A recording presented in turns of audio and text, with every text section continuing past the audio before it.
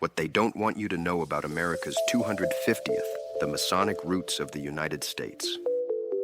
Part 1. The Secret Destiny. Submitted for your consideration, a nation born in light but shaped in shadow, America stands at the threshold of her 250th year. Fireworks will mark the celebration, and parades will march in honor of liberty. Yet, beneath the sound of the drums and the flash of color, there is another rhythm, an older one, pulsing beneath the marble and stone. Inspired by the research of Dr. Tom Horn, this story asks an unsettling question. Was the United States founded for the glory of God, or for the return of God's far more ancient? Let's see if we can find the answers inside the bright light zone. From the beginning, America has been more than a country. It was a vision, a blueprint, a grand experiment whispered into being by men who saw themselves as architects of a destiny. They called it freedom. Others, however, called it a plan. They believed that within the geometry of the city, the design of its seal, and the rituals of its founders lay a prophecy, the secret destiny of America. To understand it, we return to a time when the ink on the Declaration of Independence was still wet, and the ideals of liberty were wrapped in the language of mystery. Many of the men who signed that document were not merely statesmen, but initiates of secret orders. They were Freemasons, heirs to traditions that stretched back through the mystery schools of Egypt, Greece, and Babylon. To them, architecture was more than art. It was invocation. Every column, every measurement, every symbol was a prayer carved in stone. Dr. Horn revealed that these founders were convinced that symbols held power. Power to summon, to protect, or to guide the fate of nations. The Great Seal of the United States, approved in 1782, was not simply an emblem of authority. It was a coded sermon in Latin and stone. On one side, the unfinished pyramid, 13 steps climbing toward an all-seeing eye. On the other, an eagle, symbol of Jupiter, the god whom Rome once hailed as king of the heavens. The Latin beneath the pyramid reads, Novus Ordo Seclorum, a new order of the ages. Most take it as a poetic phrase about independence, yet its origin lies in the verses of the Sibyl, a pagan prophetess who foresaw the birth of Apollo, the sun-child who would usher in a golden age. Those words were lifted almost verbatim from her prophecy, and so the founders sealed their nation under the sign of a God who was not the God of Scripture, but a rival, a counterfeit light. Imagine holding a dollar bill in your hand and reading the motto, "In God we trust." Now imagine you know that the God implied there may not be the one who parted the Red Sea, but the one who sought to eclipse him. This is the paradox that lies at the foundation of the Republic. When George Washington laid the cornerstone of the Capitol, he did so wearing the apron of his Masonic order. Witnesses saw him press the mortar with a ceremonial trowel engraved with esoteric signs. To the crowd, it was a gesture of dedication. To those initiated, it was an act of consecration. To the great architect of the universe, the same deity whose eye hovers above the pyramid. From that day forward, the capital of the United States was designed not merely as a seat of government, but as a temple. The streets of Washington, D.C. form pentagrams and compass lines. Its monuments are aligned with the stars, particularly the constellation Virgo, known to the ancients as Isis, the mother of the gods. As Dr. Horn documented, these alignments were chosen to invite the archetype, to welcome unseen intelligences to oversee the nation's destiny.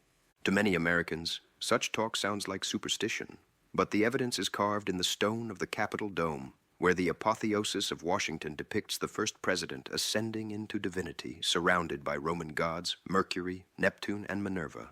It is a vision not of democracy, but of deification.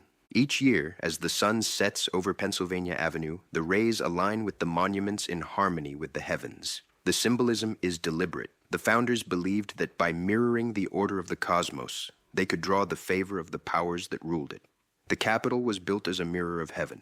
The question is, which heaven? The answer may lie within the Great Seal itself. The unfinished pyramid represents the work yet to be completed, a global order, unified under one divine ruler. The eye above it signifies that ruler's watchful presence. Dr. Horn concluded that the Great Seal is a prophecy, a countdown to the return of the ancient deity Apollo, also known as Osiris or Nimrod. In biblical terms, it is the spirit of Antichrist, hidden in plain sight for more than 2 centuries. Over the years, presidents and politicians have echoed the seal's message, often without realizing its meaning.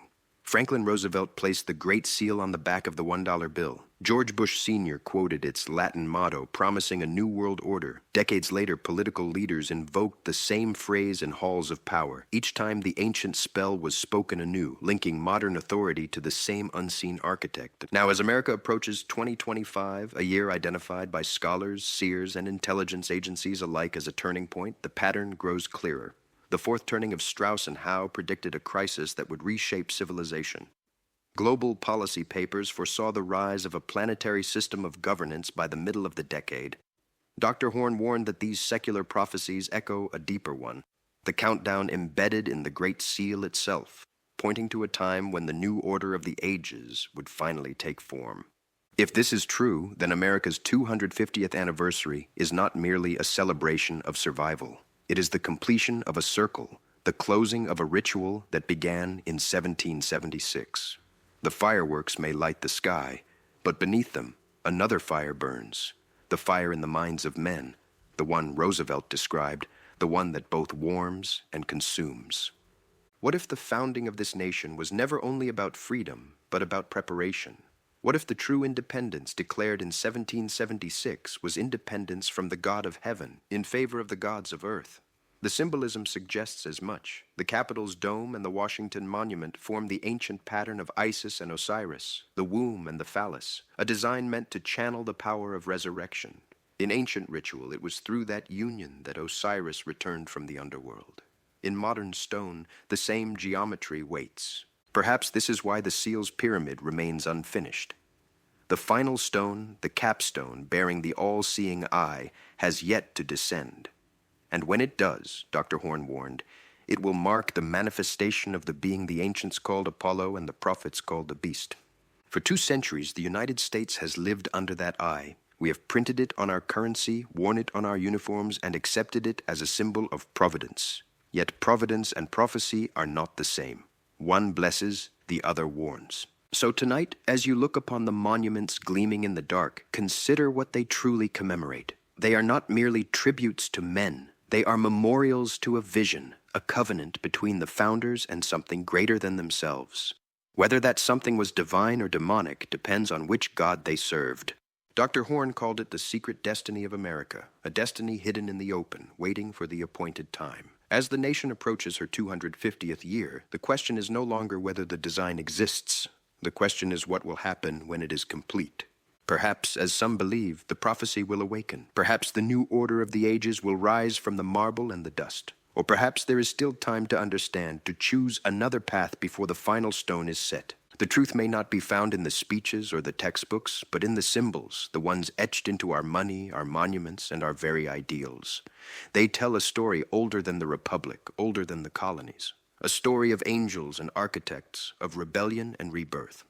Submitted for your consideration, the United States of America, a nation that believes itself founded under God, yet may soon discover which God was listening.